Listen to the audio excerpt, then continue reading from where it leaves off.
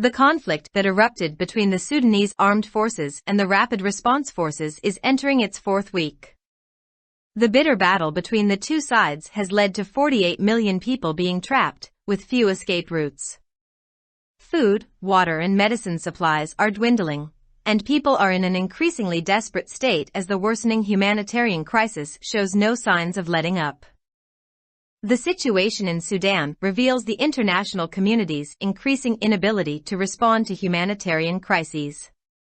UN Secretary-General Antonio Guterres traveled in the region last week, with the hope of refocusing the world's attention on the hapless civilians trapped in conflicts. More recently, on Monday, the UN chief issued a statement criticizing the looting at the premises of the World Food Programme in the Sudanese capital of Khartoum. The UN Refugee Agency can only prepare for a limited number of people fleeing the conflict zone to neighboring countries, including Ethiopia, Chad, and South Sudan. Added to the trauma and disaster confronted by these refugees is the unforgiving heat. Officials from the International Rescue Committee have pointed out that the traumatized people are facing temperatures of up to 50 degrees Celsius in an environment where clean water is not always available. The second humanitarian crisis is the death and desolation that are likely to impact these refugees. Some of the worst conditions are faced by South Sudanese refugees who had fled to Sudan to escape the conflict that erupted in their country some years ago. Thousands upon thousands of South Sudanese refugees left the region to escape the war and settle in Sudan. In the interim years, many of these refugees were able to build a life for themselves, finding jobs and places to live. Now, the UN estimates that at least 30,000 refugees have fled back to South Sudan. Those for whom this is a return must once again revisit trauma, because of the dire conditions they had escaped earlier. Many of these people have taken refuge in an abandoned university campus. There, they have built makeshift shelters using sticks and any piece of fabric lying around that they can see. Neither tents nor any kind of sanitary facilities that one usually sees in UN refugee camps can be found here. The situation in Sudan reveals the international community's increasing inability to respond to humanitarian crises.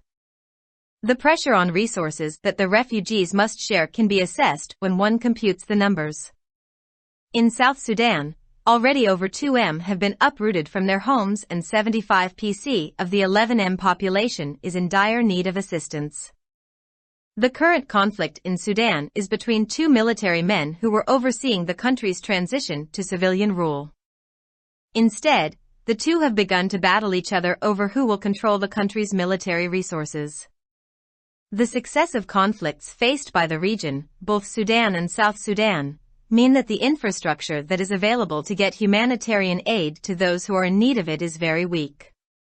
Doctors with the Red Cross and other organizations are warning that the lack of medicines and other medical supplies mean that many more people are going to die in the process of finding safe ground, adding to the total death toll from the conflict.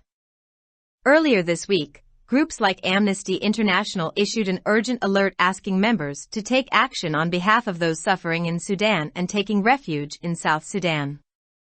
This is because with all the other humanitarian crises and climate disasters going on in the world, it has been very difficult for the humanitarian effort in Sudan to receive funding.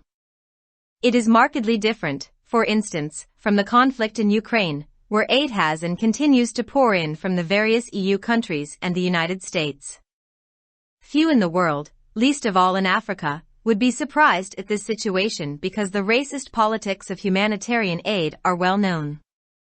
Recession-hit Europeans are far more likely to contribute to a conflict where those suffering are white, with children that look just like their own. In this sad competition informed by racism, the Sudanese hardly have any chance at all. It also points to the fact that the liberal consensus that underpinned the funding for humanitarian disasters has eroded. Many of the world's democracies, India or Hungary, for example, have devolved into proto-authoritarian hellholes fueled by racism or religious obscurantism. Their rulers see contributing to the welfare of other human beings as a weakness rather than a moral duty. The lack of trust in international institutions, which are often harassed by authoritarian dictators, has often led to reduced funding for these organizations' humanitarian efforts. This again means ever fewer resources, despite constantly increasing demands. In the coming decades, the liberal consensus will go from its current insecurity to becoming mythic and obsolete. It is an open question whether institutions like the UN will survive with any ability at all to lead the humanitarian effort. The presence of countries like Russia, China, Saudi Arabia and India, among others, which appear to have very little interest in liberal humanitarianism beyond that which facilitates the diktat of realpolitik, means that the UN that exists today is already transformed from the liberal organization of the last century. In this grim environment, conflicts like the one going on in Sudan are going to be far more disastrous than they used to be. One would think that there is a limit to the extent to which human beings can tolerate the torture and cruelties perpetuated on other human beings.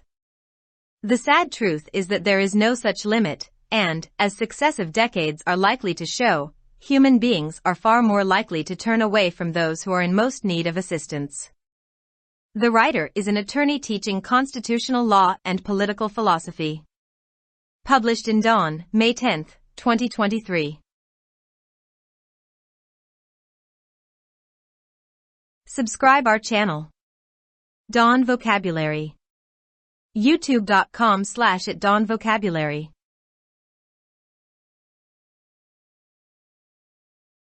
Sudan की मुसल्ह अफवाज और rapid response forces के दरमियान शुरू होने वाला तनाज़ो अपने चौथे हफ्ते में दाखिल हो रहा है। दोनों फरीकों के दरमियान तल्ख लड़ाई के नतीजे में 48 मिलियन अफराद फंस गए हैं, जिनसे बचने के बहुत कम रास्ते हैं। खुराक, पानी और अद्वियात की फ्राहमी में कमी आ रही है, और लोग तेजी से मायूस हालत में हैं क्योंकि बिगड़ते हुए इंसानी बहरान में कमी के कोई आसार नजर नहीं आ रहे। सूडान की सूरत हाल इंसानी बहरानों से निमटने में बैन अल-अक़वामी बरादरी की बढ़ती हुई नाअहली को जाहिर करती है। अक़वाम मुत्तहिदा के सेक्रेटरी जनरल अंटोनियो गुतरेस ने गुज़िश्ता हफ्ते इस उम्मीद के साथ खित्ते का दौरा किया था कि दुनिया की तवज्जो तनाज़ात में फंसे बेसहारा शहरियों पर मरकूज हो जाएगी। हाल ही में पीर के रोज़ अक़वाम मुत्तहिदा के सरबराह ने एक बयान जारी किया जिसमें सूडान के दारुल हुकूमत खर्तूम में वर्ल्ड फूड प्रोग्राम के अहाते में लूटमार पर तनक़ीद की गई। अक़वाम मुत्तहिदा का इदारा बराए मुहाजिरीन सिर्फ इन महदूद तादाद में लोगों के लिए तैयारी कर सकता है जो जंग-ज़दा इलाके से फरार होकर हमसाया ममालिक बशमूल एथोपिया, चाद और जनूबी सूडान की तरफ हिजरत कर रहे हैं। इन पनाह गज़ीनों को दरपेश सदमे और तबाही में नाकाबिल मुआफ़ी गर्मी भी शामिल है। इंटरनेशनल रेस्क्यू कमेटी के हुक्काम ने निशानदेही की है कि सदमे से 2-4 अफराद को ऐसे माहौल में 50 डिग्री सेंटीग्रेड तक दर्जा हरारत का सामना करना पड़ रहा है जहां साफ पानी हमेशा दस्तयाब नहीं होता। दूसरा इंसानी बहरान मौत और वीरानी है जो मुमकिना तौर पर उन पनाह गज़ीनों को मुतासिर करेगी।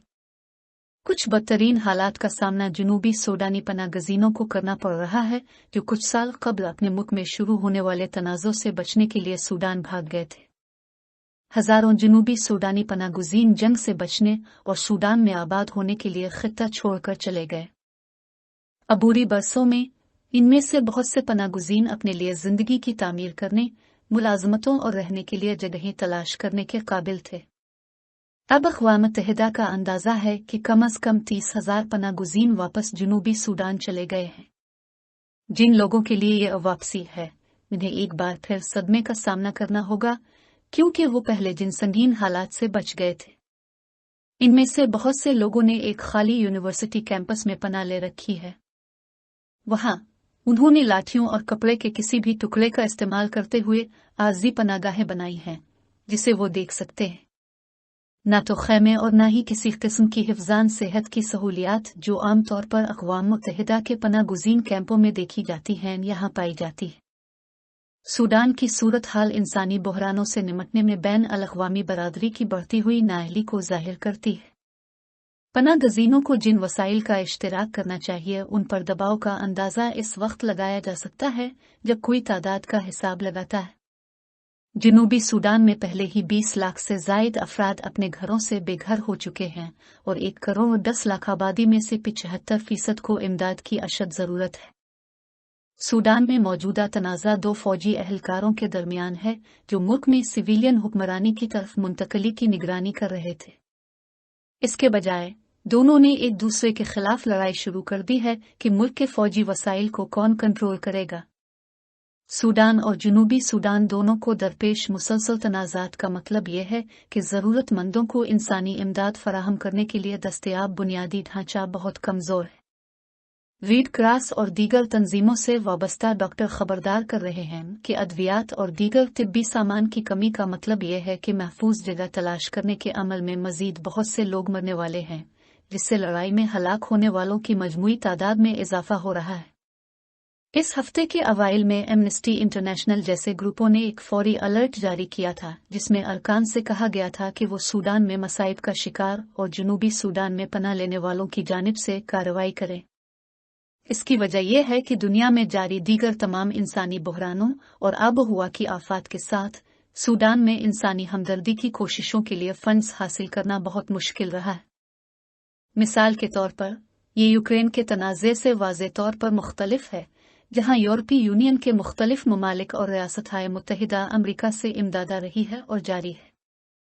दुनिया में बहुत कम लोग, कम अज कम अफ्रीका में, इस सूरत हाल पर हैरान होंगे क्योंकि इंसानी इमदाद की नस्ल प्रस्ताना सियासत सबको मालूम है। कसाद का शिकार यूरोपीय बाशिंदे इस तनाज़े में अपना किरदार अदा करने का ज्यादा इम्कान रखते हैं, जहां मुतासिर होने वाले सफ़ेद फार्म हैं, जिनके बच्चे बिल्कुल उनके अपने बच्चों की तरह नजर आते हैं। नस्ल परस्ती की वजह से पैदा होने वाले इस अफसोसनाक मुकाबले में सूडानियों के पास शायद ही कोई मौका हो। ये इस हकीकत की तरफ भी इशारा करता है कि इंसानी आफात के लिए फंडिंग की बुनियाद रखने वाला लिबरल इत्तेफाक राय खत्म हो गया है। मिसाल के तौर पर दुनिया की बहुत सी जमहूरियतें, मिसाल के तौर पर हिंदुस्तान हंगरी, नस्ल परस्ती या मजहबी हित धर्मी की वजह से प्रोटो आमिराना जहन्नम में तब्दील हो चुकी है। उनके हुक्मरान दूसरे इंसानों की फलाह और बहबूद में हिस्सा डालने को इखलाकी जिम्मेदारी के बजाय कमजोरी समझते हैं। बैन अल-अक़वामी इदारों पर एतमाद की कमी, जिन्हें अक्सर आमिरों की तरफ से हरासा किया जाता है, अक्सर इन तंजीमों की इंसानी हमदर्दी की कोशिशों के लिए फंड्स में कमी का सबब बनता है। इसका मतलब यह है कि मुसलसल बढ़ती हुई तलब के बावजूद वसाइल में कमी वाक़ई हुई है। आने वाली दहाइयों में लिबरल इत्तेफाक राय अपने मौजूदा अदम तहफ़्फ़ुज़ से हटकर अफसानवी और मतरूक हो जाएगा। ये एक खुला सवाल है कि क्या अक़वाम मुत्तहिदा जैसे इदारे इंसानी हमदर्दी की कोशिशों की क़ियादत करने की सलाहियत के साथ जिंदा रहेंगे। रूस, चीन, सऊदी अरब और भारत जैसे ममालिक की मौजूदगी, जो लिबरल इंसानियत पसंदी में बहुत कम दिलचस्पी रखते हैं, जिसका मतलब यह है कि आज जो अक़वाम मुत्तहिदा मौजूद है वो पिछली सदी की लिबरल तंजीम से पहले ही तब्दील हो चुकी है। इस गंभीर माहौल में सूडान जैसे तनाज़ात पहले से कहीं ज्यादा तबाकुन होने जा रहे हैं। कोई ये सोचेगा कि इस हद तक एक हद है कि इंसान दूसरे इंसानों पर ढाए जाने वाले जुल्म और सितम को किस हद तक बर्दाश्त कर सकता है। अफसोसनाक हकीकत यह है कि इस तरह की कोई हद नहीं है, और जैसा कि लगातार दहाइयों में जाहिर होने का इम्कान है, इंसान उन लोगों से दूर होने का ज्यादा इम्कान रखता है जिन्हें मदद की सबसे ज्यादा जरूरत है। मजमून निगार आईनी कानून और सियासी फलसफे की तालीम देने वाले वकील हैं। अखज़ शदा बतारीख 10 मई 2023।